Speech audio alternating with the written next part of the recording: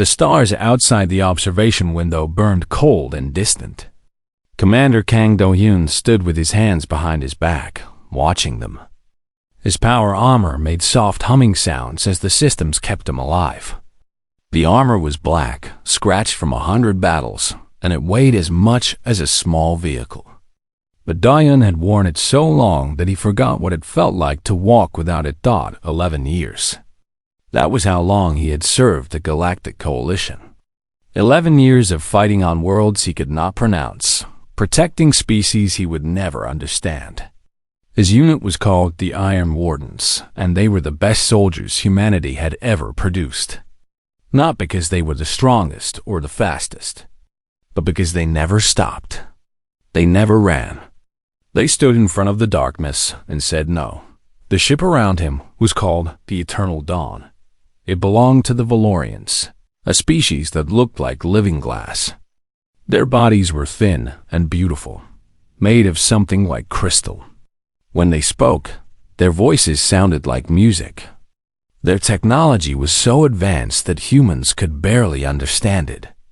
They had ships that could fold space, weapons that could crack moons, cities that floated in the clouds of gas giants, but they could not fight. This was the great joke of the galaxy. The Valorians were brilliant. They were ancient. They had built wonders that made human scientists weep with jealousy. Yet when the swarm came, they died like insects under a boot. The swarm was something between machine and animal.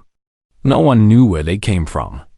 They moved through space in great clouds, billions of them, eating everything in their path. Planets, ships, stations, people. They did not negotiate. They did not stop. They simply consumed. When the swarm found the Valorian colonies, the Crystal People sent calls for help to every species in the coalition. The Karavians said they were too far away. The Thrall claimed they needed their fleets for defense. The Mundari offered thoughts and prayers, but nothing more. Only the humans came. Do-hyun remembered the first battle. The colony world of Scifistory. The Valorians had already lost 2 cities when his dropship touched down. He had only 8 soldiers with him then. 8 humans in black armor against a wave of chittering monsters that stretched to the horizon. They held the line for 6 hours. By the end, their armor was so damaged that some of them could barely walk. But the evacuation ships escaped. 40,000 Valorian lives saved because 8 humans refused to die. That was 3 years ago. Since then, Do-hyun had lost soldiers on a dozen worlds. Good men and women who would never see Earth again. Their names were carved into his memory like scars. Private Moonsora, killed on Velis Prime. Sergeant An Jung-woo, torn apart on the frozen moon of Kareth. Corporal Lee Hyami, who held a bridge alone for 20 minutes so a hospital ship could escape. She was 19 years old. Do-hyun carried them all. The door behind him opened. He did not turn around. The footsteps were too light to be human. The soft clicking sound told him exactly who it was. High Counselor Velasarin walked to stand beside him. She was tall for a Valorian, nearly as tall as Do-hyun himself. Her body caught the starlight and scattered it into tiny rainbows. She was beautiful in the way that statues are beautiful. Cold. Perfect. Empty. She did not greet him. "Your soldiers made a mess in the cargo bay," she said. Her voice was like wind chimes, but there was something hard underneath it. Blood and other things. "My cleaning staff is not pleased." Do-hyun watched a distant star flicker. "We lost 3 people today, Counselor. Private Choi Min-soo, Private Shin Yuna, Corporal Kwon Ji-yuk. They died covering the evacuation of your people from Kori 7. Sound made a sound that might have been acknowledgement, or might have been boredom. "Yes, I was informed. Very unfortunate. I trust you will fill the positions quickly." Something cold moved through Do-hyun's chest. He had learned, over the years, that the Valorians did not understand death the way humans did. Their species lived for thousands of years. Individual lives meant less to them. But this was different. This was not misunderstanding. This was dismissal. They had families, he said quietly. Minsu had a daughter on Earth. She's 4 years old. She will grow up without her father. How tragic. Saren examined her fingers, which sparkled with internal light. I suppose your species recovers from these things eventually. You are quite resilient. Dohyun finally turned to look at her. His helmet hid his face, which was probably for the best. We protect your people, counselor. We bleed for them. We die for them. Does that mean nothing to you? Saren met his gaze. Her eyes were like polished gems, and they held no warmth at all. You do your duty, Commander. That is what you were made for. Should I applaud a tool for performing its function? She turned and walked away, her footsteps clicking on the metal floor. At the door, she paused. Clean up the cargo bay. I will not ask again. Then she was gone. Dohyun stood alone in the starlight. His armor hummed. His hands did not shake. He had been insulted before. He had been dismissed and ignored and treated like a machine. But this was the first time someone had called him a tool to his face. Somewhere deep inside him, something began to crack. He thought of Minsu's daughter, who would never see her father again. He thought of Yuna, who had been so afraid on her first mission, but fought like a lion at the end. He thought of Ji-Yuk, who used to sing old Korean folk songs to help the younger soldiers sleep. They had died for people who saw them as nothing. And Dohyun wondered, for the first time in 11 years, why he was still here. 4 days passed after the Battle of Kori 7. 4 days without sleep. Dohyun's body screamed for rest, but every time he closed his eyes, he saw his soldiers dying. He saw the swarm tearing through their armor. He heard their final words on the radio dot, so he stayed awake. He stood in the observation deck and watched the stars. His armor kept him alive, pumping nutrients into his blood, forcing his heart to keep beating. The suit was designed for long battles. It could keep a soldier functional for weeks without food or sleep. But functional was not the same as healthy. Dohyun could feel himself breaking down. His thoughts moved slow. His reactions were dull. He was a machine running on empty dot. The other survivors of his squad dealt with grief in their own ways. Lieutenant Park Jisoo spent hours in the training room, fighting holographic enemies until her muscles failed. Sergeant Nam Taiwan wrote letters to the families of the fallen, trying to find words that would ease impossible pain. Corporal Baek Yoonji sat in silence, staring at nothing. Private Yoon-hana, the youngest of them all, cried when she thought no one was watching. They were 9 now. 9 humans on a ship of 10,000 Valorians. 9 soldiers who had given everything and received nothing in return. The Valorians avoided them. This was normal. The Crystal people found humans disturbing. Too warm, too loud, too alive. They walked around the Iron Wardens like they were avoiding dangerous animals. No one offered comfort. No one said thank you. The humans ate alone, trained alone, and mourned alone. On the 4th night, Dohyun was still standing in the observation deck when the door opened behind him. He knew who it was before she spoke. The soft clicking of crystal feet. The faint smell of ozone that Valorians carried with them. Councillo Saren. She walked to the window and stood beside him. For a moment, neither of them spoke. The stars burned outside, indifferent to the small dramas of living things. You have not slept, Saren said. It was not a question. No. Your species requires sleep. You are damaging yourself. Yes. Saren tilted her head. The gesture looked almost curious. Why? Dohyun did not answer. He was too tired for conversation. Too tired for games. He wanted her to leave, but he would not give her the satisfaction of asking. I have been studying your kind, Saren continued. Her voice was light, almost casual. Humans are fascinating creatures. You fight well. Like trained animals, really. I suppose we should be grateful that the coalition keeps you leashed. Something flickered in Dalian's chest. A spark of anger, quickly buried. Your people are useful, she said. I will admit that much. When the swarm comes, you stand in front of it and die so that better species may live. There is nobility in that, I suppose. The same nobility that exists in a guard dog that attacks a burglar and is killed for its trouble. Footsteps behind them. Private Yunhana had entered the observation deck. She was young, only 22, with a round face that still held baby fat. She had joined the Iron Wardens to pay for her mother's medical treatment back on Earth. Now she stood frozen, listening to the counselor's words, her hands clenched into fists.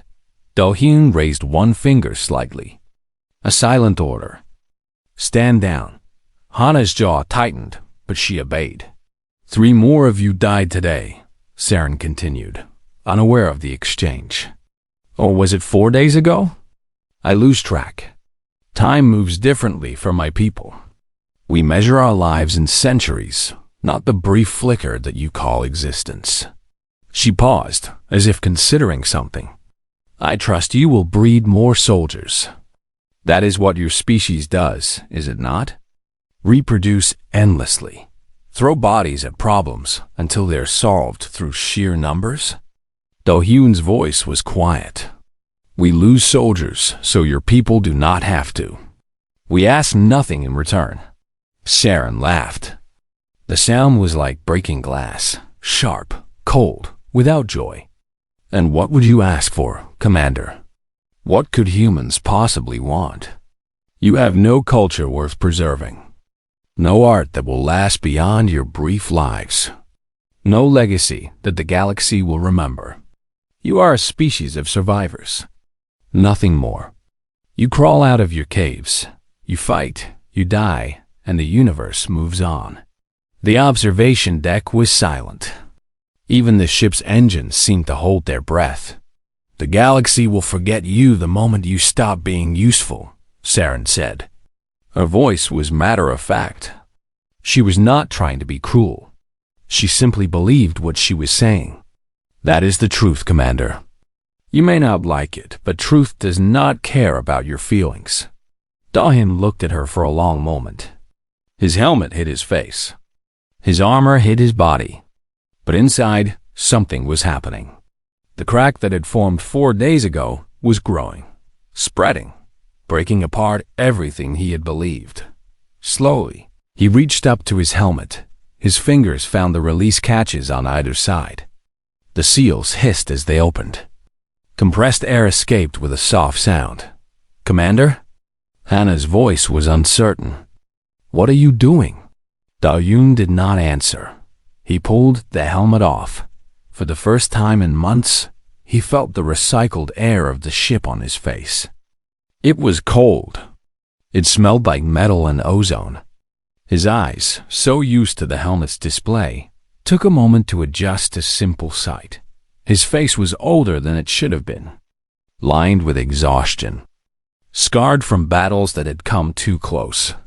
His hair was short and gray at the temples. His eyes were dark and hollow. He looked like a man who had carried too much for too long, and he was done. The helmet hit the floor with a sound like a bell. It rolled once, twice, and stopped against the wall. Everyone in the observation deck stared at it. Valorans passing in the corridor paused.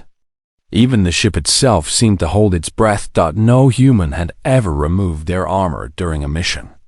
Not once. The armor was more than protection. It was identity. It was duty. It was everything that made an Iron Warden what they were. Taking it off was unthinkable.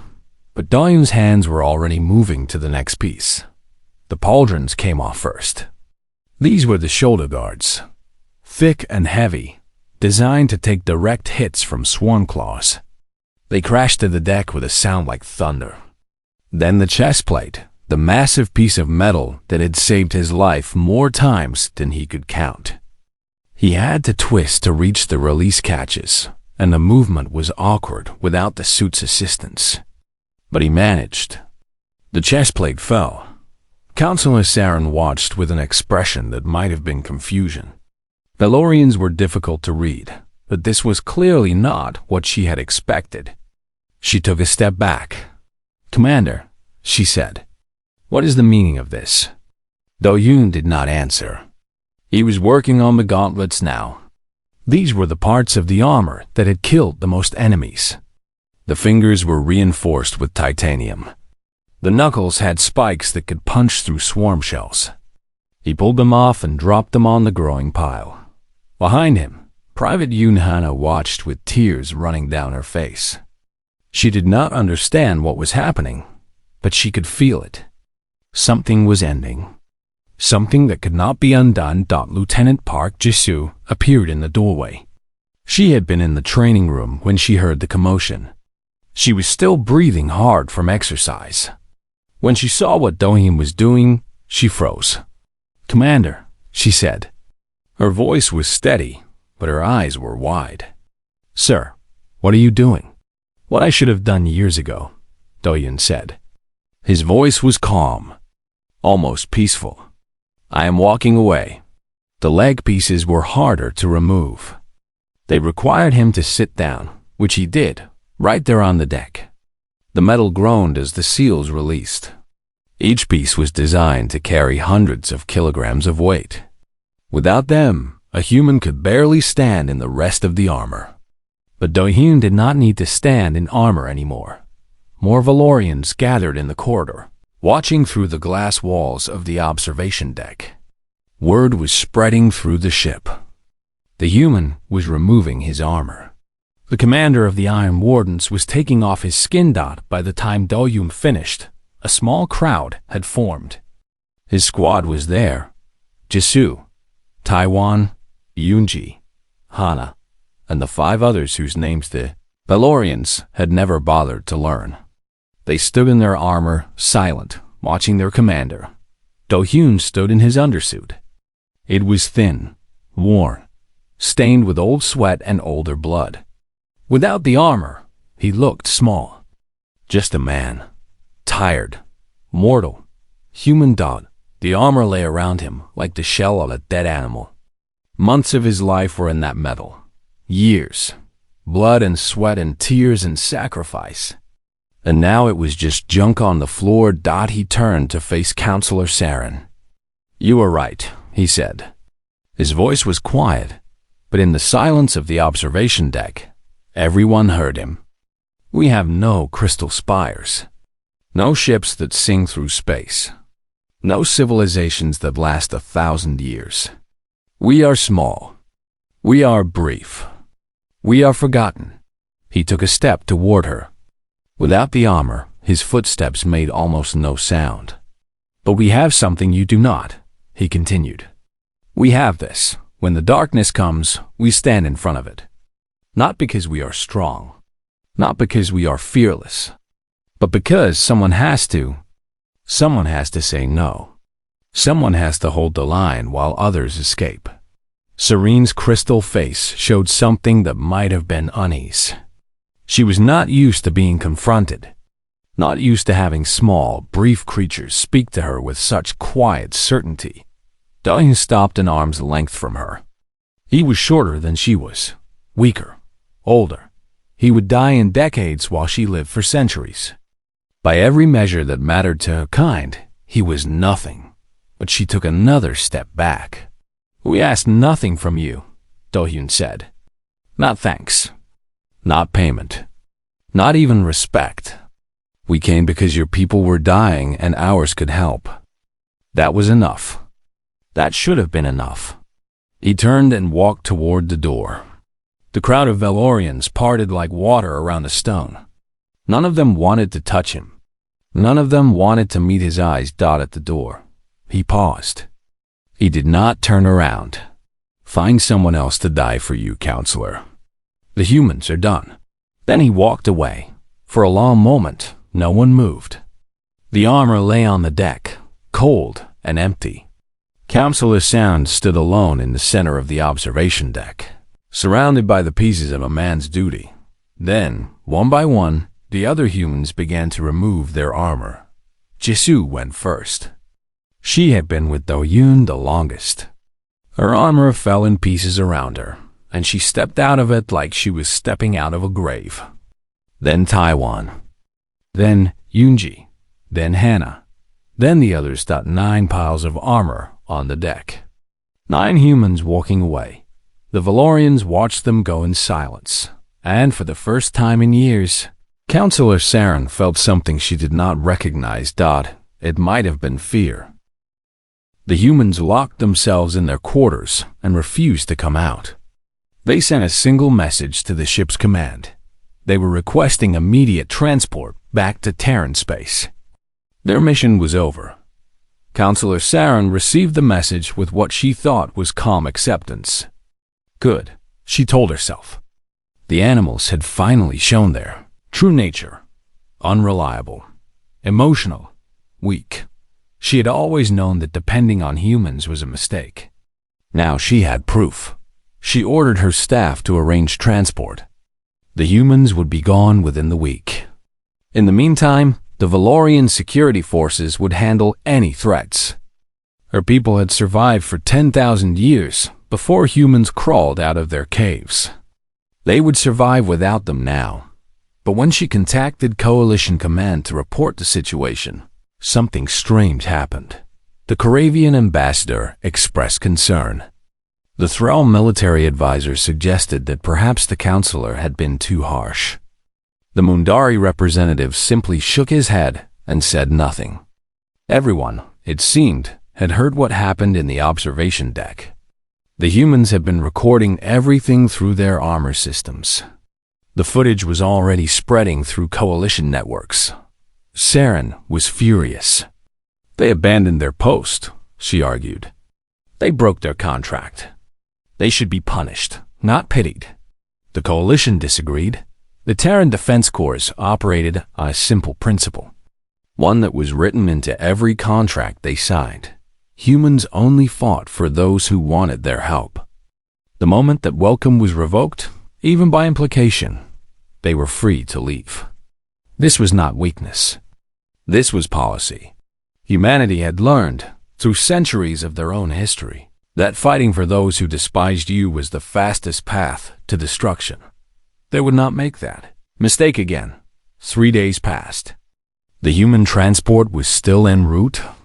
The Eternal Dawn continued its patrol through Valorian space, surrounded by a fleet of crystal ships that sparkled like diamonds in the starlight. Everything seemed normal. Then the swarm came. They appeared without warning, as they always did. One moment, the sensors showed empty space.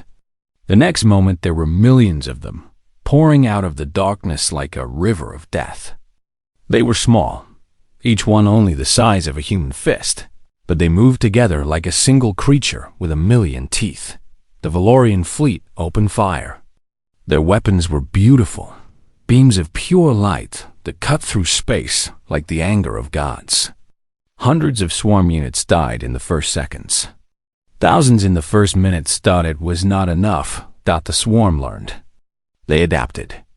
They spread out, moved in patterns that were harder to hit, absorbed losses that would have broken any other enemy. For every 1,000 that died, 10,000 more took their place. They reached the outer ships of the fleet and began to tear them apart. Counselor Saren watched.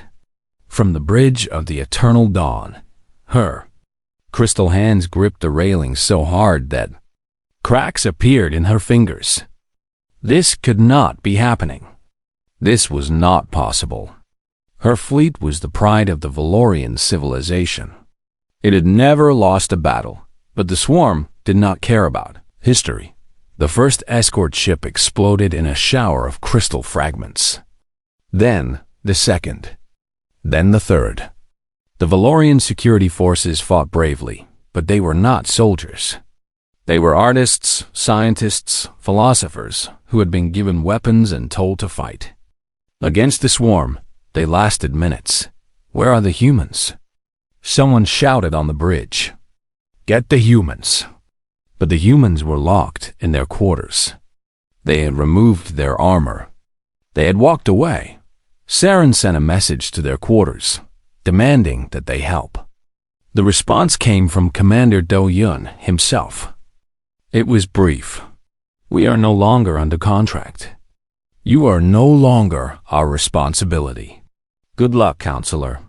She tried to contact Coalition Command for reinforcements. No one answered. She tried the Karavians, the Threll, the Mundari. Silence. Everyone had seen how she treated the humans. If the Valorians thought so little of those who bled for them, why should anyone else risk the same contempt? The swarm reached the eternal dawn. They did not attack all at once. They were smarter than that. They cut the engines first, then the weapons, then the shields. They took the great ship apart piece by piece, like surgeons dissecting a corpse. The crew fought with whatever they had. Crystal blades, emergency tools, their bare hands. It did not matter. On the bridge, Counselor Saren watched the end approach. Swarm units crawled across the viewport, blocking out the stars. Their clicking sounds filled the air, drowning out the screams of her people.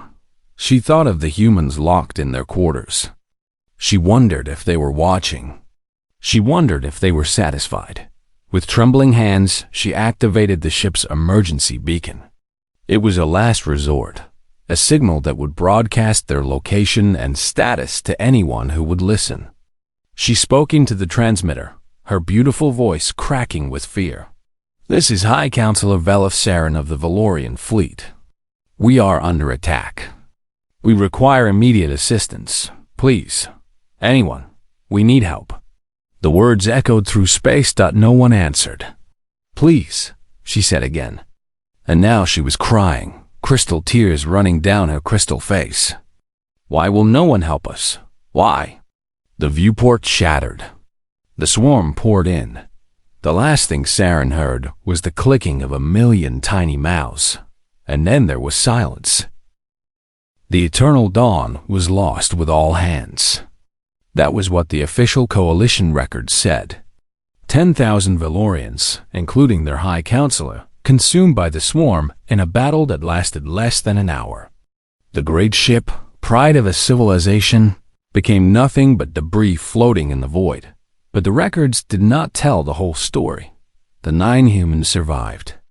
When the swarm breached the ship, Commander Do-Yun led his squad to the emergency escape pods. They wore no armor. They carried no weapons. They ran through corridors filled with screaming Valorians and clicking swarm units. And somehow, impossibly, they reached the pods before the ship died. Private Yun Hana was the last one in. A swarm unit caught her leg as she climbed through the hatch. She kicked it away with her bare foot and slammed the door shut. The escape pod launched into space, and behind them, the eternal dawn broke apart like a dying star. They drifted for 3 days before a Terran rescue ship found them. They were taken back to Earth, debriefed, and discharged with full honors. The Coalition made no attempt to blame them for what happened. How could they? The humans had been dismissed. They had walked away. They were not responsible for what came after. The Valorian civilization survived, but barely. Scattered refugee colonies on distant worlds, protected by species who had not forgotten how to fight. Their great ships were gone. Their crystal cities were dust. Their population, once numbered in billions, was reduced to millions. They would survive. They would rebuild. But they would never again be what they were. Commander Kang Do-Yoon returned to Korea. He bought a small house in the mountains, far from the cities, where the air was clean and the stars were bright. He planted a garden. He learned to cook. He tried to remember what it felt like to be just a man, without the weight of armor on his shoulders. Sometimes reporters came to ask him questions. They wanted to know why he walked away. They wanted to understand the decision that changed everything. He always gave the same answer. "You cannot save someone who thinks you are beneath them," he would say. "Respect is not payment for what we do. It is the foundation. Without it, there is nothing to stand on. When someone sees you as a tool, a weapon, a thing, then you are not fighting for them. You are being used by them. And no one should let themselves be used." The reporters would nod and write down his words and ask more questions. But Do-yoon never had much else to say. He was tired. He had said what needed to be said. The rest was not his problem. On the moon called Luna, in a memorial hall built for humanity's heroes, there stood 9 sets of armor. They were arranged in a circle, facing outward, as if still protecting something that no longer existed. Each set was scratched and dented and stained with old battles. Each one had a name etched beneath it: Choi Minsu, Shin Yuna, Kwon Ji-yuk. These were the 3 who died on Kori 7. Their armor had been recovered from the Eternal Dawn before the end, still on the deck of the observation deck, where it had been abandoned. It stood now as a reminder of what they had given and what they had lost. The other 6 sets belonged to the living: Do-yoon, Jisoo, Taiwan, Eunji, Hana, and the others. They had donated their armor to the memorial, never wanting to wear it again, never wanting to remember what it felt like to be machines instead of men. Beneath the display, a plaque read: "We do not fight because we are fearless. We fight because someone must. We stop when we are no longer welcome. This is the human way." Centuries passed. The Valorans faded into history, a cautionary tale told to young species who were just discovering that the universe was not empty. The swarm was eventually defeated, not by any single species, but by a coalition of dozens working together. Humanity played its part, as it always did. New species joined the coalition. They came from distant stars, with strange bodies and stranger minds.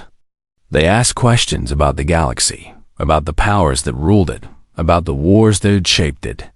And inevitably, they asked about the humans. The old species, the ones who remembered, always told them 2 things. First, that humanity would answer any call for help, without hesitation, without complaint, without expectation of reward. If you were dying and you called for them, they would come. This was a fact as certain as gravity. Second, that humanity remembered how it was treated. Every kindness, every cruelty, every word spoken, and every word left unsaid. They remembered for generations. They taught their children to remember, and they never, ever forgot. The lesson was simple. Speak kindly to those who bleed for you. Respect those who stand between you and the darkness. See them as people, not tools. Or speak to no one at all. Back on Earth, in his small house in the mountains, Kang Do-yoon grew old. His hair turned white. His body weakened. The scars on his face faded to thin lines that only showed in certain light, but his eyes never changed. They were dark and deep and full of something that could not be named. He had seen the best of humanity and the worst of other species. He had stood in front of the darkness and said no. He had walked away when walking away was the only thing left to do. On the last night of his life, he sat on his porch and watched the stars.